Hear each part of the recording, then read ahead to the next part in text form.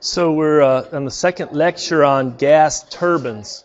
Last time we had the basic Brayton cycle, and today we're going to talk about the three enhancements that you can use with the Brayton cycle. It's kind of like if you're going to do anything, first do regeneration, and then after you do regeneration, maybe you do reheat, and then maybe after you do regeneration, reheat, maybe do intercooling.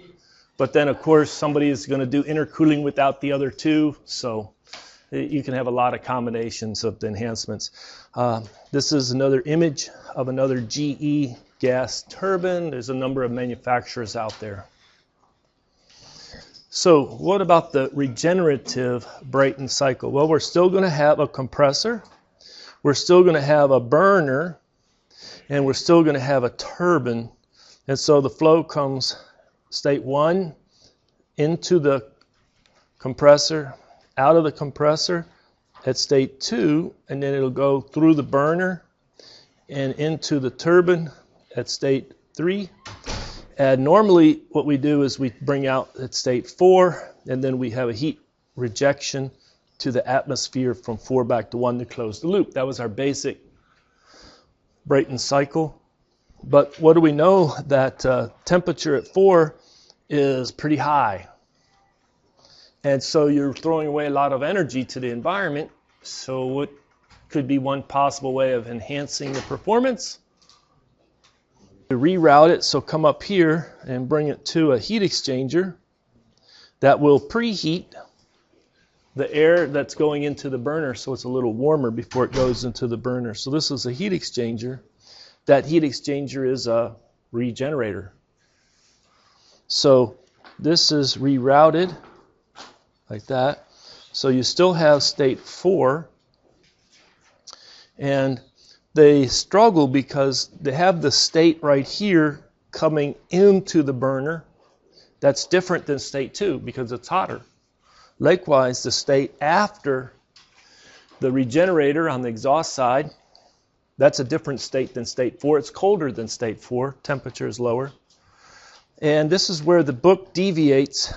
Up to this point, it's always used numbers for states. But let's now use letters for states. This will be state X, which is probably not a great choice. Because what is X in this textbook? Quality. And this is Y. But that's not a good choice because what has it been in the vapor power cycles, and you had feed water heaters, it was mass fraction diverted down to feed the feed water heaters. But anyway, I'm going to stay consistent with the textbook. I think they wanted to leave state 1 as the inlet to the compressor and state 2 as the outlet to the compressor. They wanted state 3 to be the inlet to the turbine and state 4 to be the outlet of the turbine. And they had 2 more states.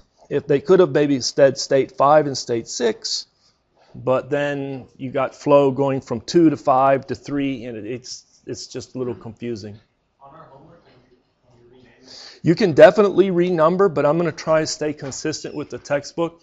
And if you renumber it on your homework or on exams, I'll be able to follow your logic.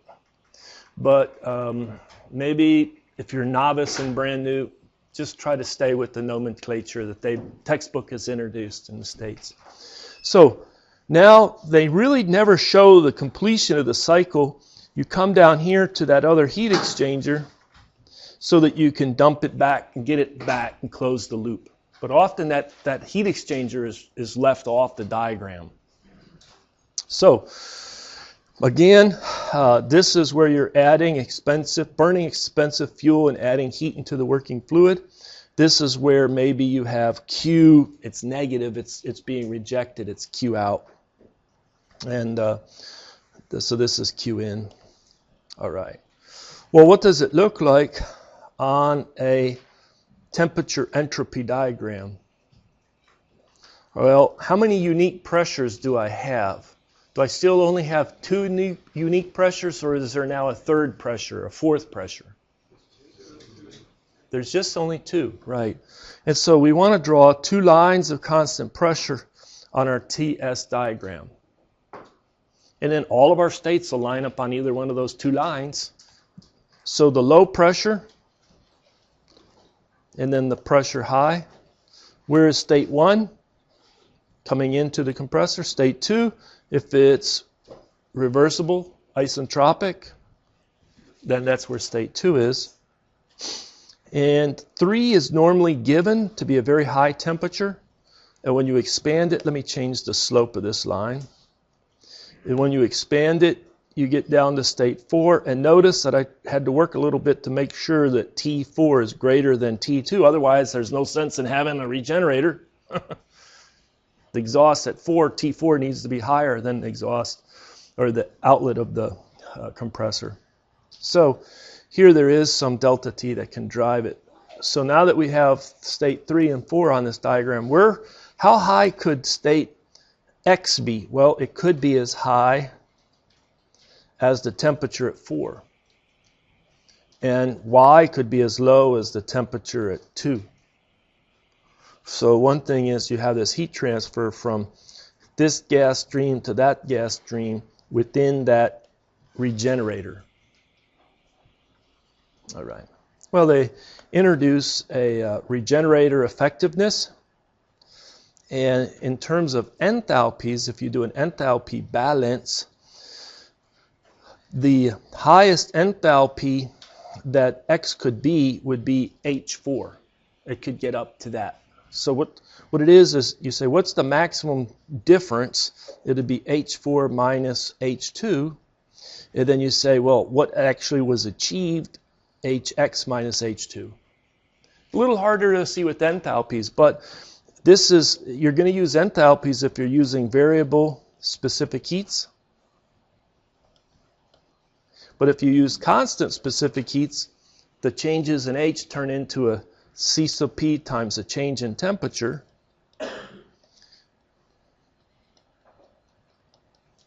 And the C sub P's cancel. So that's for constant specific heats. So when you have constant specific heats as temperatures, it makes more sense. But it makes sense in enthalpies as well. So if regenerator effectiveness is 100%, what is Tx then? Can you tell what it is? It's T4. That's right. All right. So here's a cleaner diagram showing that regenerator as nothing but a heat exchanger using the state X and the state Y consistent with the textbook, showing here that temperature at 4, the temperature at 2, the temperature at X will be slightly below 4 if it's not 100% regenerator effectiveness. Likewise, Y, temperature at Y will be slightly above 2 if it's not 100%. But if it's 100% regenerator effectiveness, then they come together. All right. Solve a problem. Air enters the compressor of a regenerative air standard Brayton cycle. So we're getting used to the wording. Oh, when you see that word regenerative air standard Brayton, then you say, oh, that's that heat exchanger. And it has a volumetric flow rate of 75 meter cubed per second at an inlet pressure of 1 bar and 290 Kelvin. That's what air enters the compressor at. So a little review before I move on. I'm going to pause, walk around. I want you to calculate the mass flow rate, but only in equation form, not numerically. But show me how 1 or 2 equations you would use. You don't have to combine them, but use this equation to calculate this, then this equation to give me the mass flow rate.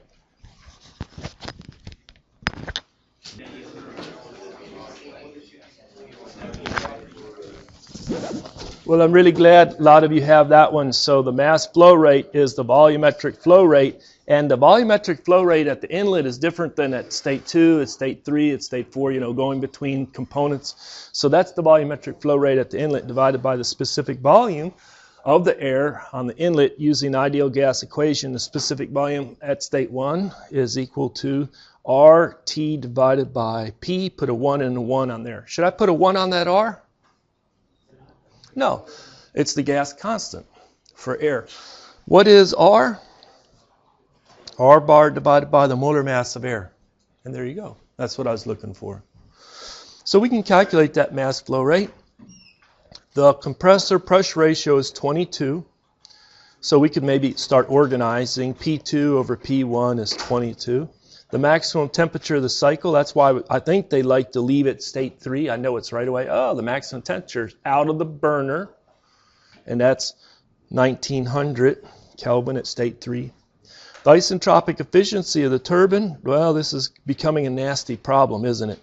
88%. The isentropic efficiency of the compressor is 88, and then the turbine is 93%, and the regenerator effectiveness is 80%. Well, there's a lot of work here, but hey, you can do it. Assuming ideal gas behavior with, what is all of this? What are they telling you? Should you use variable specific heats to solve this problem? No. Should you ever go into table A22? Which is a table accounting for variable specific heats, to solve this problem? Should I maybe only get some information out of table A22, or just never go into table A22? Just don't go there. Just don't go there. All right? You don't need to. Don't go there to solve this problem. Constant specific heats. All right. Then there's things like, what is the net power developed? All right. For part A, part B, and part C, I want you to read what it's asking for.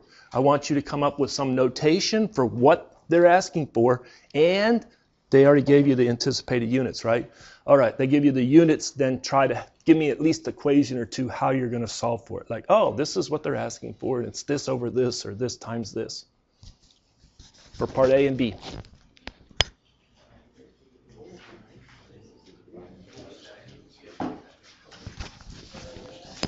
All right, so I look around and some people write, I think for part A, W.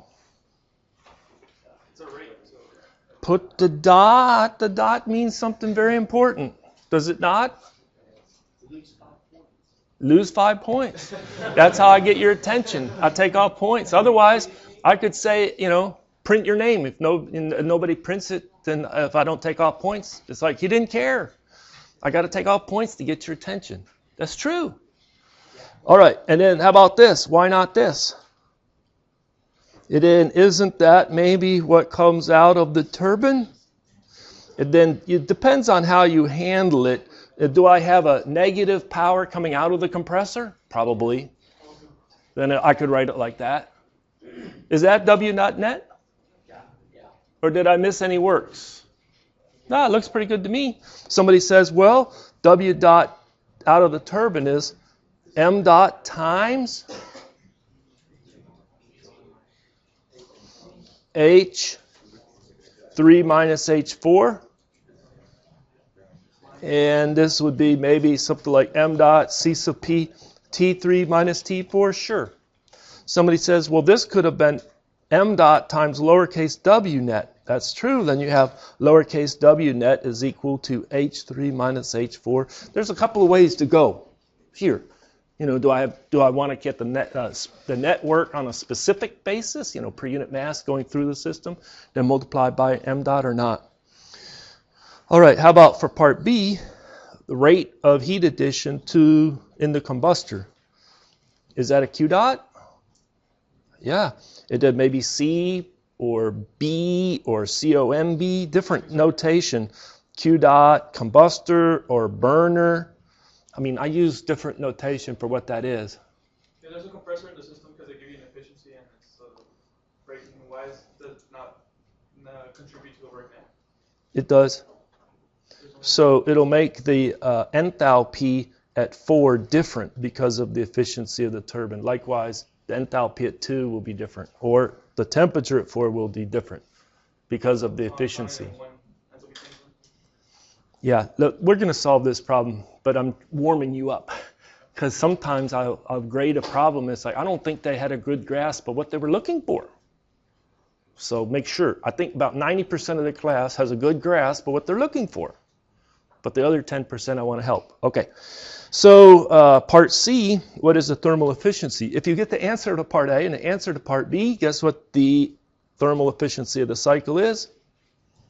The ratio of The answer for part B, W dot net divided by, or A divided by, the answer part B, Q dot in the burner.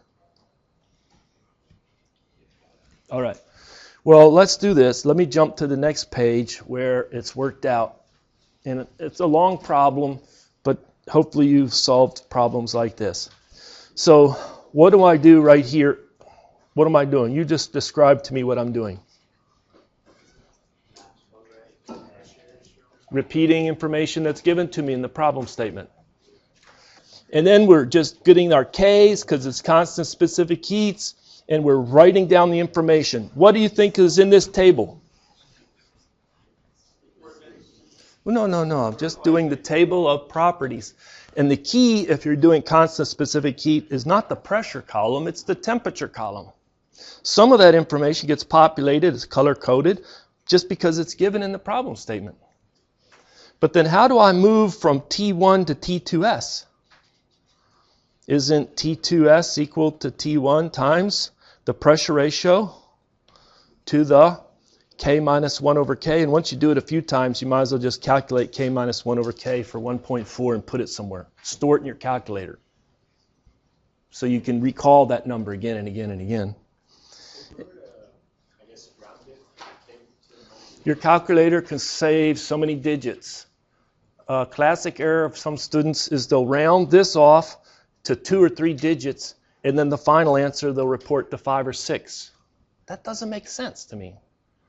So your calculator is going to save all those digits. If you're going to write it down and round it off, save at least 4. Recommend more. Right? Yes, sir. You're getting the CP from the fact that it's a cold air. That's right. It's a cold air, constant specific heat. If I look back at the problem statement, I think C sub P was given. Okay, so if it wasn't given, you would just have to find it. Yeah. And when in doubt, you just say, I'm going to do a cold air standard analysis. 298. Yeah. Yeah. Which is close enough to 300 in the table. I don't know if 298 is given in the table. It may be 300. Okay. All right. People aren't going to be off by, what is C sub P known to 4 significant digits or not? They're going to be off by using a wrong equation completely, going off. How do we get this one? How about how do I get T2A? Well, you've done enough compressor isotropic efficiency calculations. Isn't going to be T1 plus, then you're going to have T2S minus T1, but you don't multiply by the efficiency, you divide by the efficiency of the compressor. Oh, this is a lot to memorize, Professor. No, it's not. Right? You've solved a lot of these problems, and it's just like, sure. I'm not going every detail like I would if I was in teaching Thermo 1, but okay. All right. So you just march through.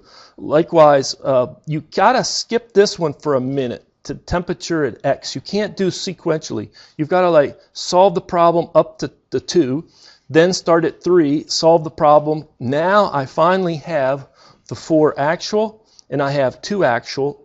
Now I can actually solve for, knowing the regenerator effectiveness, I can get for temperature at X as well as the temperature at Y.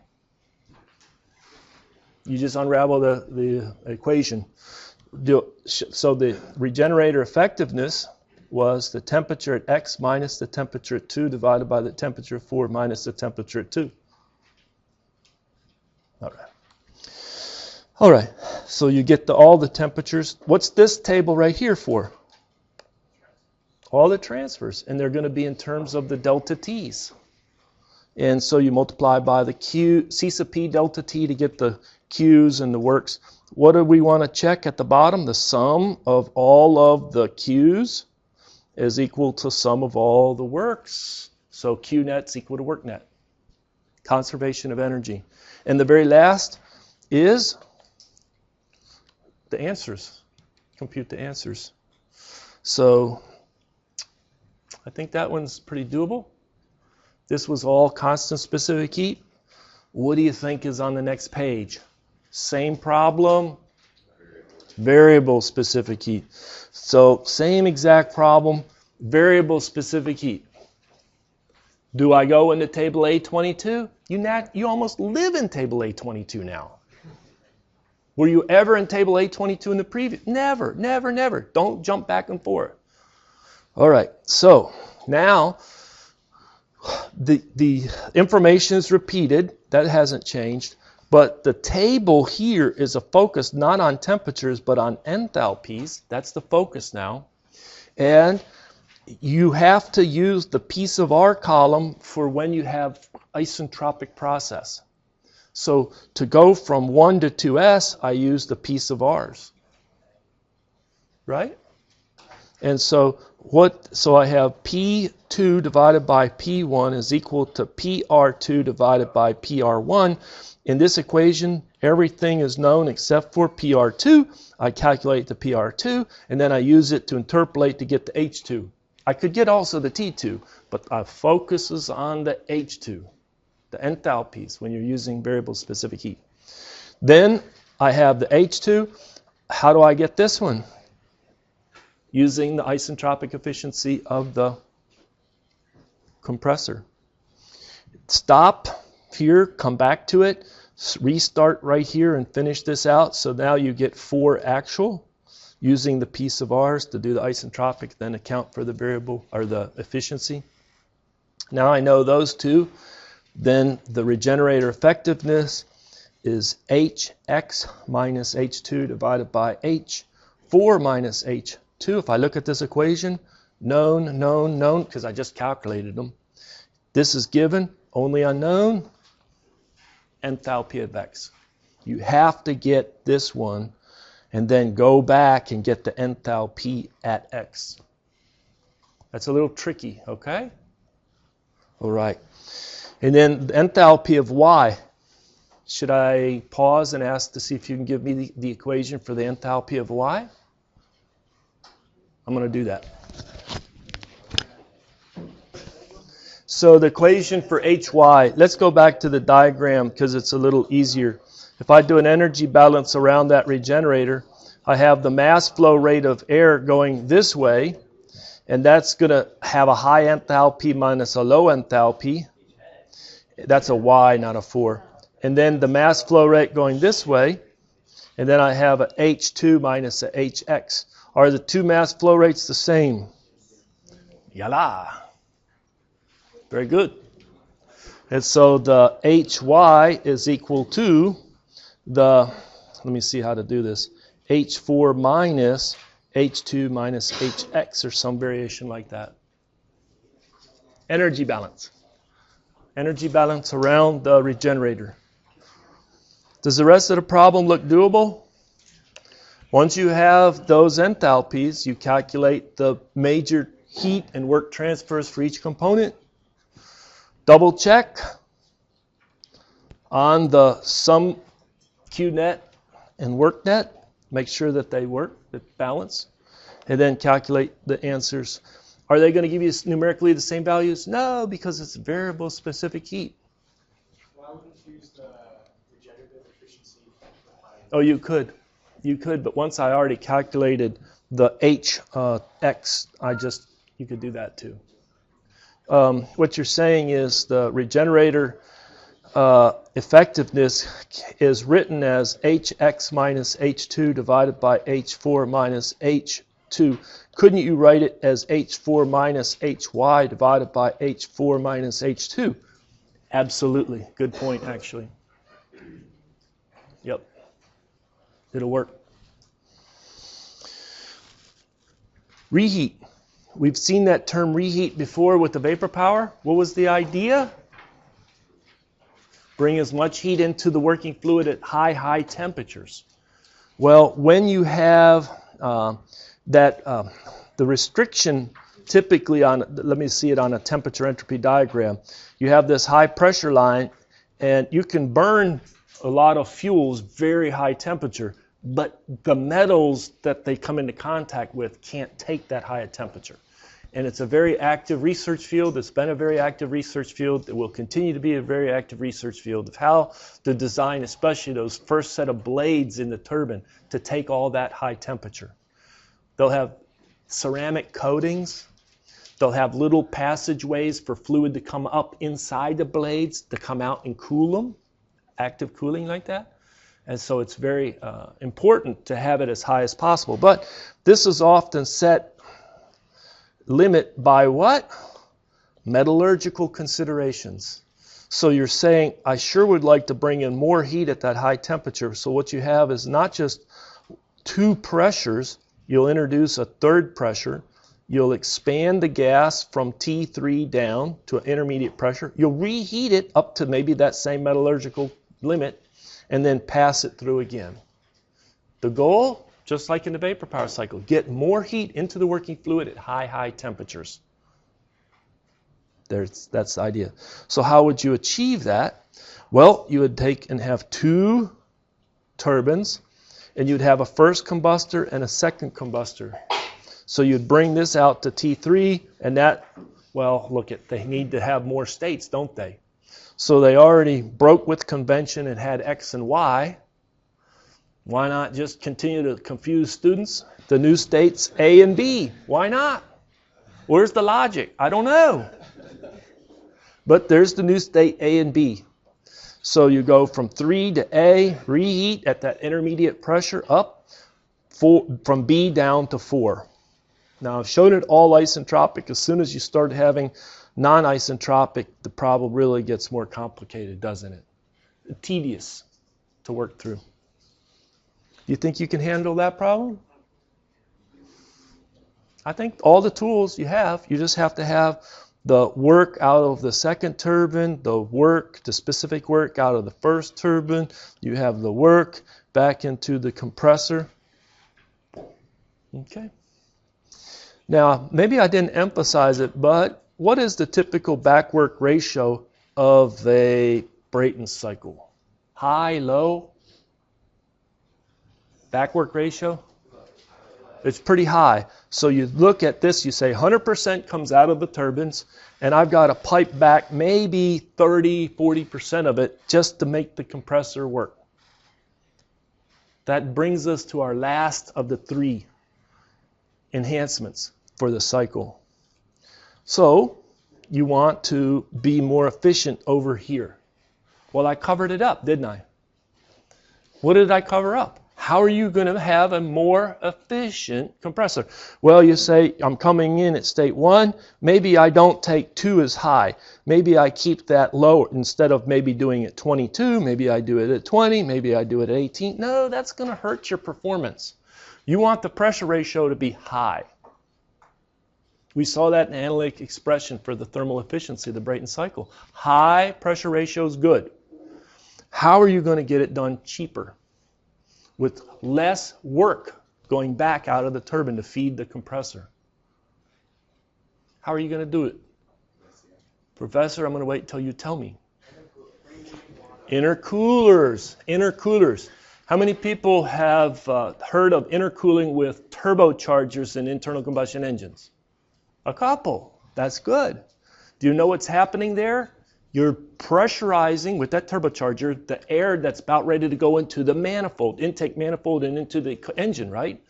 You boost the pressure so you can pack oxygen, a lot more mass of oxygen into the same volume. That's great. But it's hot coming out of the turbocharger. If you cool it, the pressure won't change. The density will go up. That's even better. So guess what? They have intercoolers with turbochargers. Did I say it too fast? The turbocharger is going to increase the pressure, but it's going to make the intake air hot. Cool it off, and that'll be better. All right. Well, guess what? You do here. You do intercooling. So what you have is you have 2 compressor stages, and you stop, and you put it through a heat exchanger. And what's that heat exchanger going to do? Dump heat back to the environment. So think about it. Maybe it comes in at 300 Kelvin. It gets compressed in the first stage compressor. Maybe it's up to 350 Kelvin. What would you like it to be at the temperature at D? State D. Back to 300 would be great. Reduce that temperature. Then put it through the second stage. Sometimes when you hear about this, you're saying, I don't understand how this would improve the performance. But guess what? You have all the tools to understand this and explain it. Only thing is, you forgot. So, I encourage you to reread section 6.13, which has probably the longest title of any subsection of a chapter in the textbook. Let's take a look at this long title. Do you have a minute? Don't fall asleep on me. Heat transfer and work in internally reversible steady flow processes. That's long. But in there were these equations, which were some pretty big milestones coming out of Thermodynamics 1. I covered up one of them, or all four of them, right? What do you think this first one looks like? What do you think this last one looks like? One focuses on the heat transfer. Three of them focus on the work transfer. All right, in the interest of time, what does that equation look like? The integral TdS. And you know what? We remember the importance of a diagram. It's the temperature entropy diagram. And if I'm coming into a system at state 1 and going out the system at state 2, and it's kind of going where the fluid is along that path from state 1 to state 2 through the system, I can interpret something special. What does the area under the curve interpret? The size of the area under the curve from 1 to 2 interprets as the heat transfer per unit mass occurring as long as I have this, what is this int-rev mean? Internally reversible. It's the best we can do. What is sigma dot for the internally reversible? Zero. There's no entropy generation. So there you go. That's key. You're going to get that from a second law analysis. Second law will give you that. Now, it's a lot of work to get this next equation. And the next equation is, this part's not that bad. This is the negative, the change in the kinetic energy. This is the negative of the change in the potential energy. So these two terms they make sense. It's this one. First time you see it, you say, typographical error. Typographical error. What do most students say when they see that? They say, no, work. You're not going to fool me. I know what work is. Work is the integral f dx. I had that drilled into me. I divide this by area. I multiply by area. That's the integral p dv. Wrong place. Or is it in the right place? It's in the right place. You remember, though, struggling with that, huh? Integral v dp instead of the integral p dv. But this is for an open system. That's for a closed system. This is for flow in and out, steady state, through a control volume. And you're left with this very funny term. Now, what happens when you neglect changes of kinetic and potential energy? That's our cousin equation, right? Then it's just the negative, the integral v dp. And then what happens if v is constant plus you neglect to change it? Did you ever use this equation? The last chapter? Yeah. We analyzed pump after pump after pump. That was probably the best way to get the minimum work into the pump. You know, the isentropic flow through the pump. All right, that's all int-rev. How do I get this equation right here? First law plus thermodynamic properties of how entropy changes are related to enthalpy and pressure and changes, okay? All right. Okay, now, if I come over here and I say, look at this equation, neglecting changes of kinetic potential energy, I say my next favorite diagram, other than a TS, is a PV diagram. And you say, this is great. Think about a compressor, okay, just like a pump, but now I'm thinking of a compressor. It starts large volume, low pressure. Hey, that's where my inlet state 1 is.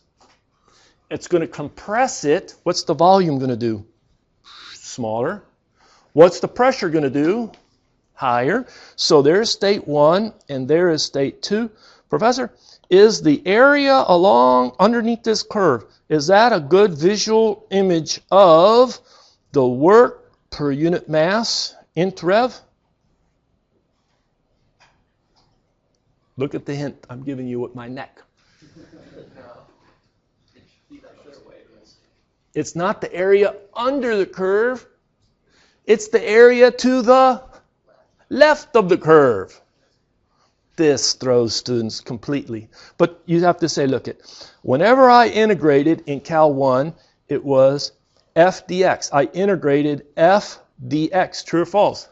Every time, x is the variable on the x-axis, right?